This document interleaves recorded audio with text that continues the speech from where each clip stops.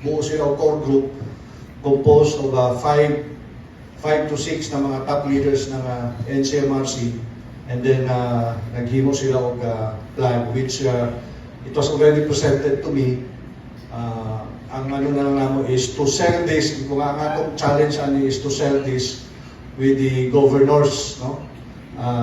Di mi maglisod sa Bukidnon kay captured audience naman si Goponil. Agusan del Sur, Agusan del Norte. Ang akong ipa-engage sa Misamis Oriental ang 402nd Brigade, si General Espuelas na Commander 58 IB, to sell their programs kay naman guta karon sa kumingutag ang sustainment phase nato sa when it comes to insurgency, counter-insurgency efforts. Nasa 70% na ta sa sustainment efforts. 30 to or lesser 20% is nato dito katong to go after the armed components of the New People's Army.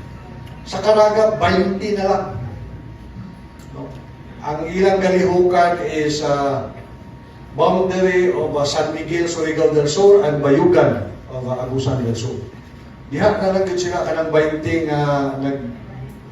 break into 3 squads. So yung ako challenge sa mga Caraga troops, kung humana na ninyo within this year, i-negotiate yung mag-surrender so that we can shift mga 3-4 ka-battalions din sa Pantaron. Kung we will place literally tanan nga pwede nila ito at tanan nga water points, butangan na itong sundalo. Literally, para it will really force them to yung ano man yung to join us na. So,